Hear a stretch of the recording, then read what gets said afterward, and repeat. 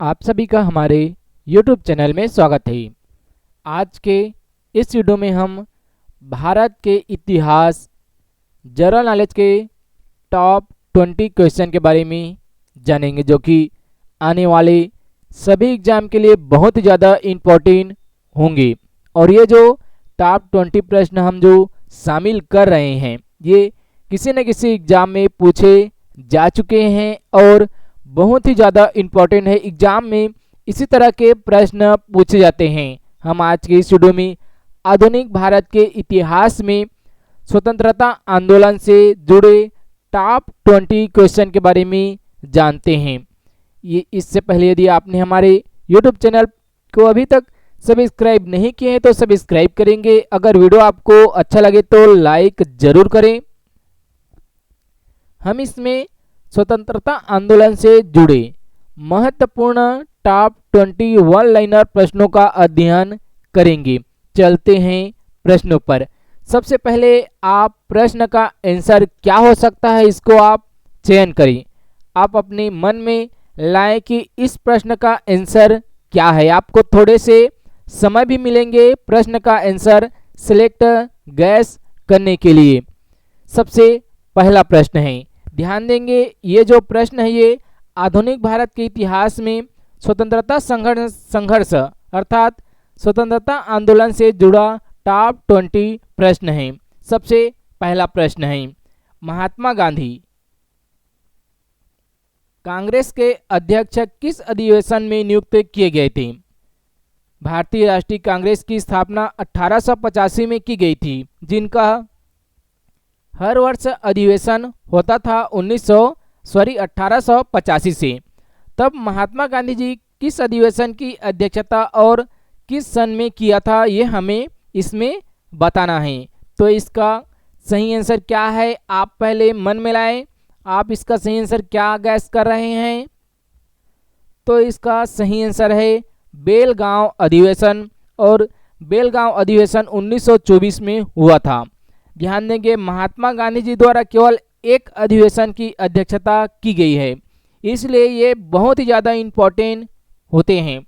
केवल एक ही अधिवेशन की अध्यक्षता महात्मा गांधी जी द्वारा किया गया था और वो अधिवेशन का नाम था बेलगांव अधिवेशन, और सन 1924 में अध्यक्षता किया था गांधी जी द्वारा।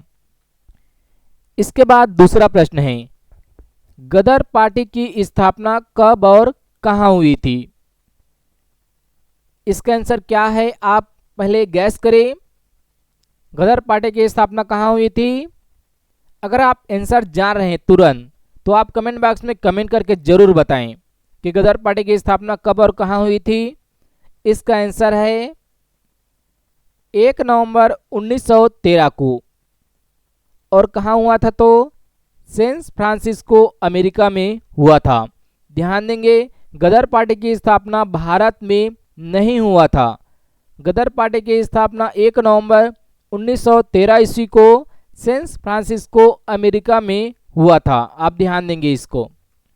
इसके अलावा गदर पार्टी किसके नेतृत्व में बनी थी? अर्थात जब गदर पार्टी की स्थापना 1 नवंबर 1913 ईस्वी को सैन फ्रांसिस्को अमेरिका में हुआ, तो उसका नेतृत्व किसने किया था? किनके द्वारा इनका गठन किया गया था? ये हमें अगला तीसरा प्रश्न में बताना है। तो इसका आंसर क्या है? इसका आंसर है लाला हरदयाल। आप जरूर ये से याद रखें, गदर पार्टी का नेतृत्व किसने किया था और किसके नेतृत्व में बनाई गई थी? तो इसका आंसर है लाला हरदयाल। इसके बाद अगला है, जब गदर पार्टी की स्थापना कर दी गई तो उनके पहले अध्यक्ष कौन बनाया गया था? क्योंकि हर जो भी पार्टी बनाई जाती है उनका एक अध्यक्ष होता है, गठन करने वाला अलग होता है जिसे हम नेतृत्वकर्ता कहते हैं स्थापना के लिए, लेकिन अध्यक्ष अलग को चुना जाता है। तो अध्यक्ष कौन किसे चुना गया था? गदर पार्टी का। तो इसका सही आंसर है सोहन सिंह भाखना को गदर पार्टी का पहला अध्यक्ष चुना गया था और पहला अध्यक्ष बने थे। इसके बाद चलते हैं पांचवें प्रश्न पर। पांचवा प्रश्न है, महात्मा गांधी को केसर ए हिंद की उपाधि से कब नवाजा गया था? ये बहुत ही ज़्यादा इंपॉर्टेंट प्रश्न है, ध्यान देंगे आप। आधुनिक भारत के इतिहास से कोई भी एग्जाम हो, सबसे ज़्यादा इसी टॉपिक से पूछे जाते हैं और आधुनिक भारत के इतिहास में सबसे ज़्यादा स्वतंत्रता संघर्ष से ही प्रश्न पूछे जाते हैं। इसका आंसर क्या है? इसका आंसर है 1915 में महात्मा गांधी जी को केसर-ए-हिंद की उपाधि 1915 में दिया गया था। इसके बाद है छठवां प्रश्न, किस अधिवेशन में कांग्रेस के नरम दल और गरम दल में एकता हो गई थी? तो सबसे पहले आप तो ये जानते होंगे 1907 में कांग्रेस के सूरत अधिवेशन में कांग्रेस पार्टी नरम दल और गरम दल दो भागों में टूट गया था, जिसे हम सूरत फूट या सूरत विभाजन भी कहते हैं। तो वो दोनों दल नरम दल और गरम दल फिर से एक कब हुए थे? कौन सी अधिवेशन में हुआ था? हमने तो आपको बता दिया कि अलग किस अधिवेशन में हुआ था, 1907 के सूरत अधिवेशन में। तो दोनों फिर कब एकत्र हुए, एकता हुआ? तो इसका आंसर है 1916 के लखनऊ अधिवेशन में गरम दल और नरम दल एक हो गए थे।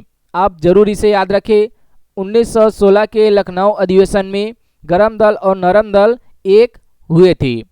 इसके बाद अगला प्रश्न है, सातवां प्रश्न, मुस्लिम लीग और कांग्रेस ने मिलकर किस अधिवेशन में एक संयुक्त समिति की स्थापना की थी? ये बहुत ही ज़्यादा नया प्रश्न है। मुस्लिम लीग और कांग्रेस ने मिलकर किस अधिवेशन में एक संयुक्त समिति की स्थापना की थी? तो इसका आंसर है लखनऊ अधिवेशन में 1916 के ही लखनऊ अधिवेशन में किया था। ये आप ध्यान देंगे। इसके बाद है आठवां प्रश्न, स्वशासन के लिए बाल गंगाधर तिलक ने किस संस्था की स्थापना की थी? इसका आंसर क्या हो सकता है? आप अपने मन में लाएं। स्वशासन के लिए बाल गंगाधर तिलक ने किस संस्थान की स्थापना की थी?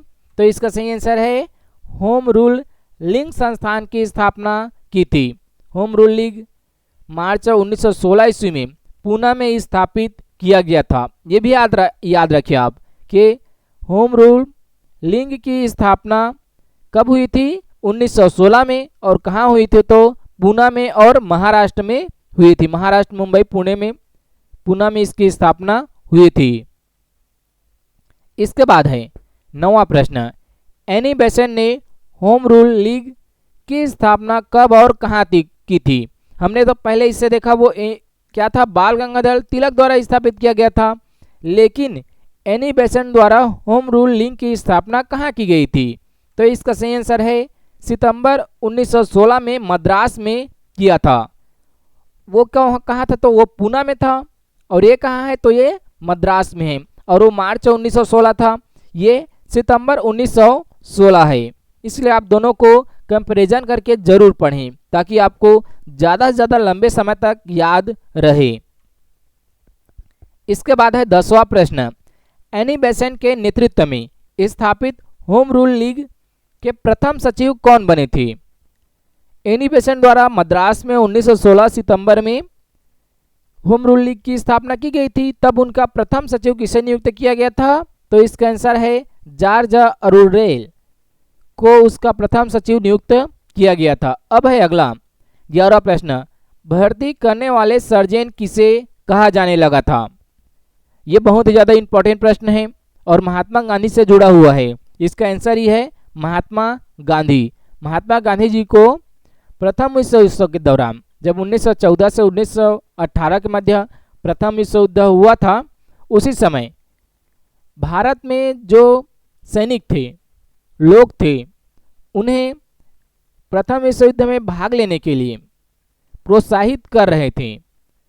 इसीलिए महात्मा गांधी जी को भर्ती करने वाले सर्जन कहा जाने लगा था।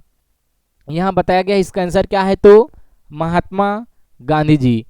क्यों कहा गया था? भर्ती करने वाले सर्जन क्यों कहा गया था? तो प्रथम विश्व युद्ध के दौरान गांधी जी ने लोगों को सेना में भर्ती होने के लिए प्रोत्साहित किया था, इसीलिए उन्हें भर्ती करने वाले सर्जन के नाम से जाना जाता था। अगला प्रश्न है 12वां प्रश्न, साबरमती आश्रम की स्थापना किसने की थी? ये बहुत ही इंपॉर्टेंट प्रश्न है। साबरमती आश्रम की स्थापना किसने की थी? तो इसका आंसर है महात्मा गांधी जी। महात्मा गांधी जी ने गुजरात में साबरमती नदी के तट पर साबरमती आश्रम की स्थापना की है। इसके बाद है 13वां प्रश्न। 13वां प्रश्न है महात्मा गांधी जी ने साबरमती आश्रम की स्थापना कब और कहाँ की थी। हमने पहले आपको बता दिया कहाँ किया है, तो गुजरात में। और ये एग्जैक्ट आप लेंगे तो 1916 ईस्वी में, जब गांधी जी 1915 में विदेश से जब वापस आए, तब उन्होंने एक साल बाद ही गुजरात के अहमदाबाद में 1916 में साबरमती आश्रम की स्थापना की थी, साबरमती नदी के तट पर। इसके बाद 14वां प्रश्न है चंपारण आने के लिए गांधी जी को किसने प्रेरित किया था। चंपारण सत्याग्रह 1917 में हुआ था। और चंपारण सत्याग्रह कहाँ हुआ था, सबसे ज़्यादा इंपॉर्टेंट है, बिहार में हुआ था। ये आप जरूर याद रखिए। चंपारण सत्याग्रह किसानों से जुड़ा हुआ है और नील की खेती करने वाले किसानों से जुड़ा हुआ है। चंपारण सत्याग्रह 1917 में हुआ है, बिहार में हुआ है। इतने सारे बातों को आपको याद रखने होंगे। लेकिन हम जो प्रश्न पूछ रहे हैं, 14वां प्रश्न, चंपारण आने के लिए गांधी जी को किसने प्रेरित किया था, तो इसका आंसर क्या होगा, बिहार के किसान नेता राजकुमार ने आमंत्रित किया था। इसे आप जरूर याद रखें। सबसे पहले तो चंपारण किसान आंदोलन है और नील की खेती करने वाले किसान से जुड़ा हुआ है और बिहार राज्य से जुड़ा हुआ है। और इनको गांधी जी को आने के लिए किसने प्रेरित किया था, तो राजकुमार ने प्रेरित किया था। बिहार के किसान नेता थे राजकुमार, जिन्होंने गांधी जी को चंपारण आने के लिए प्रेरित किया था। और चंपारण आने के बाद गांधी जी का जो उद्देश्य था, जो 3 कठिया पद्धति के लिए जो आंदोलन किए जा रहे थे, वो समाप्त कर दिए गए थे। इसके बाद है 15वां प्रश्न, सत्याग्रह का सर्वप्रथम प्रयोग गांधी जी ने कहाँ किया था। यह सबसे ज़्यादा इंपॉर्टेंट प्रश्न है और इसका सही आंसर है दक्षिण अफ्रीका में। एक वकील की पैरवी के लिए सत्याग्रह सर्वप्रथम किए थे महात्मा गांधी जी द्वारा दक्षिण अफ्रीका में। इसके बाद है 16वां प्रश्न। 16वां प्रश्न बहुत ही ज़्यादा इंपॉर्टेंट है। भारत में सत्याग्रह का सबसे पहला प्रयोग गांधी जी ने कहाँ किया था। हमने तो देख लिया, तो ओवरऑल अगर पूछेंगे विदेशों में भी, तो दक्षिण अफ्रीका में सबसे पहले किए थे। उसके बाद भारत में सबसे पहला कहाँ किया गया था, ये बहुत ही ज़्यादा इंपॉर्टेंट प्रश्न है। इसका आंसर है चंपारण सत्याग्रह बिहार में। हमने 14वें प्रश्न में जो देखा था, यही महात्मा गांधी जी का भारत में पहला सत्याग्रह था। इसके बाद अगला चलते हैं। अगला प्रश्न है चंपारण का आंदोलन कब हुआ था। हमने पहले ही आपको प्रश्न बता दिया कि चंपारण सत्याग्रह कब हुआ था, 1917 ईस्वी में बिहार राज्य में हुआ था। इसके बाद अगला है 18वां प्रश्न, चंपारण विद्रोह के कारण अंग्रेजों को कौन सी प्रथा समाप्त करनी पड़ी थी। चंपारण विद्रोह किस कारण से हुआ था, 3 कठिया पद्धति के लिए चंपारण सत्याग्रह हुआ था, जिसे समाप्त करनी पड़ी थी गांधी जी के आगमन के बाद। इसके बाद अगला है 19वां प्रश्न, महात्मा गांधी जी ने पहली बार भूख हड़ताल किसके समर्थन में किया था। ये बहुत ही ज़्यादा इंपॉर्टेंट प्रश्न है। गांधी जी का पहला भूख हड़ताल कौन सा है, ये भी प्रश्न बन सकता है। और किसके समर्थन में किया था, ये भी प्रश्न बन सकता है। तो इसका सही आंसर क्या है, 1918 में अहमदाबाद में मिल मजदूरों के हड़ताल के समर्थन में गांधी जी ने पहली बार भूख हड़ताल का उपयोग किया था। पहला जो सत्याग्रह था वो कौन था, चंपारण सत्याग्रह। पहला भूख हड़ताल कौन सा था, तो अहमदाबाद का मिल मजदूर आंदोलन पहला भूख हड़ताल है महात्मा गांधी जी का। अगला प्रश्न है 20वां प्रश्न, 1918 ईस्वी में महात्मा गांधी ने गुजरात के खेड़ा जिले में कौन सा आंदोलन चलाया था। तो इसका सही आंसर क्या है, कर नहीं आंदोलन। हमने आपको छत्तीसगढ़ के आधुनिक भारत के इतिहास में स्वतंत्रता संघर्ष से जुड़े 20 टॉप महत्वपूर्ण प्रश्नों का अध्ययन किया, जो कि सभी एग्जाम के लिए इंपॉर्टेंट है, चाहे रेलवे एग्जाम हो, एसएससी एग्जाम हो, या व्यापम एग्जाम हो, या पुलिस एग्जाम हो। हर एग्जाम के लिए बहुत ही ज़्यादा इंपॉर्टेंट है। यदि जानकारी आपको अच्छा लगे तो लाइक जरूर करें। अगर आपने हमारे यूट्यूब चैनल को अगर अभी तक सब्सक्राइब नहीं किया तो सब्सक्राइब करें।